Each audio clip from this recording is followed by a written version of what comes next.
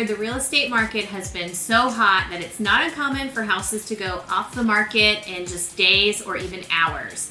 That's because of our lack of inventory. When even homes that need serious work are breaking price records, it's easy to feel discouraged if you're trying to buy right now. But don't give up. Getting an offer accepted isn't necessarily about coming up with the biggest bag of money. It's really about being able to anticipate the seller's goals and their needs and creating an offer that solves that for them. Yes, and while your agent is definitely going to weigh in with a strategy based on wherever your market is and whatever is going on in your market, there's really a few common ways that we have found to make your offer stand out, and that's what we're going to cover with you today. Yeah, so first of all, hire an agent that has connections. They need to really know and be plugged in with other agents in the community. You want your agent to be communicating with the seller's agent and really get to the bottom of what is it that the sellers need, what kind of offer are they looking for. You can find out a lot just by your agents talking to each other. And sometimes it can be really surprising when agents are just in a hurry to get an offer in, they don't stop and talk and have those conversations with the seller's agent and find out what is it that the sellers are looking for. It can really be that simple. Exactly. So get in early. Staying in touch with your real estate agent can really pay off big. Regardless of how your agent finds the home that fits your needs, be the first to get to that showing and get ready to make an offer on the spot.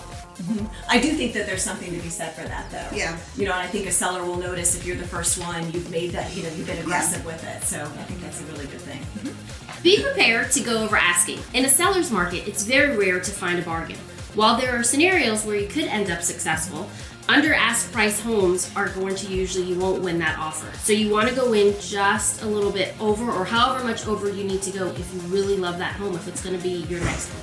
I spoke with an agent yesterday, you guys, and he was saying that the way that they're calling the price, the prices, the list price, they're saying it's like a suggested starting place. So I think it's just a new way of looking at pricing. Another thing is to offer significant earnest money. In a typical market, 1% is what we normally see. Now I would consider 2, 3, even higher. We had a buyer not that long ago, actually last week, that was in a multiple bid situation. They had a lot of liquid cash, and they said, you know what?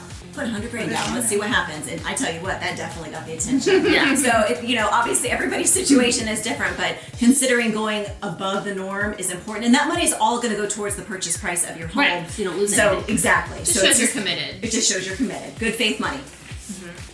Absolutely. So this one's a little bit tricky to navigate, but appealing to the sellers on a personal level. So we used to tell our buyers to write a letter introducing themselves to the sellers, and really we discourage that now because we have to tiptoe around fair housing. We don't want anyone to be discriminated against. And so, but what you can do is you can write a letter to the sellers telling them what you love about their home and telling you what you've appreciated about how well they've maintained it, or what a beautiful garden they have, or what a wonderful kitchen update that they have done.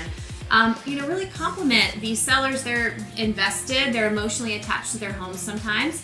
And that could be just that little, thing that makes them feel warm and fuzzy about your offer that makes you stand out above anyone else. Yeah, absolutely.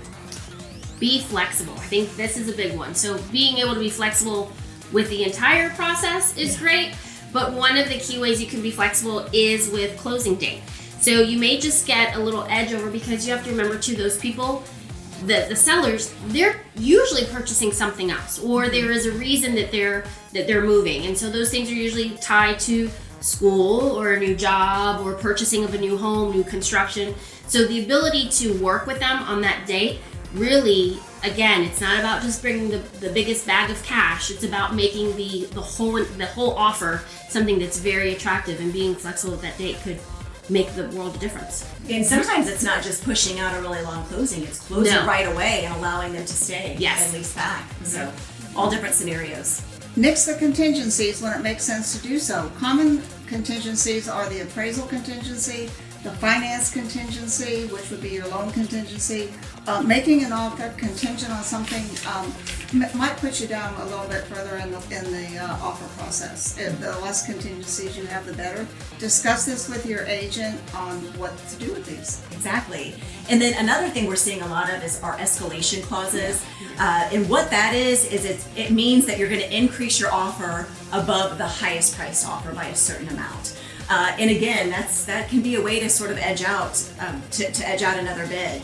For properties that have multiple offers especially, I think this is something that, again, you still want it to be competitive with where you start your offer, but it's a way to kind of give you the edge over the other ones. Yeah, exactly. Going along with what Meriellen said, you want to have all of your ducks in a row to begin with, especially financially. If you are getting a loan, know the difference between a pre-approval and a pre-qualification. In one case, the lender has basically just taken some verbal information from you and they've provided a letter saying, yes, you'll qualify for this loan if you provide us this, this, and this.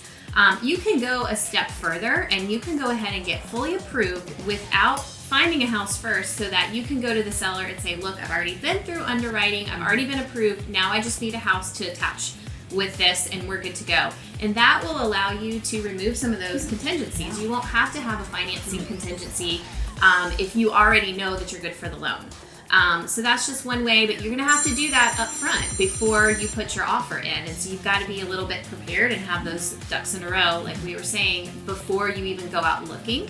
And then you're gonna be able to submit that really strong offer. Mm-hmm. And this one sometimes is a little hard because people tend to want to start by going in and asking for stuff. Keep it clean.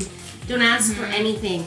I know it seems hard, or sometimes I think as buyers we feel like we want a little something. The easier the better. You've got to think too, people are getting, in some cases, multiple offers, and sometimes you got to remember this is their home. And so as much as we say take the personal out of it, it is very personal. And so when you get sometimes things that has a bunch of clauses on it or stipulations or people that want to change things, people sometimes get bogged down on the details and it seems a little overwhelming. And so sometimes your offer isn't able to shine the way it should because there are other things that overshadow it when asking for too much. Keep it simple, keep it clean. This is how much I'll pay you for your home. Try to remove some of those contingencies. And then it kind of makes it a no-brainer. Why wouldn't they go with you? Right. Yeah, Right. absolutely. So make sure you check out our blog this week. It's got a lot of great details on how to make your offer stand out. We've given you a bunch of some of our favorites, but again, there's even more online, so check it out. Who you work with matters. If you or someone you care about is thinking of a move, Think of the whole team.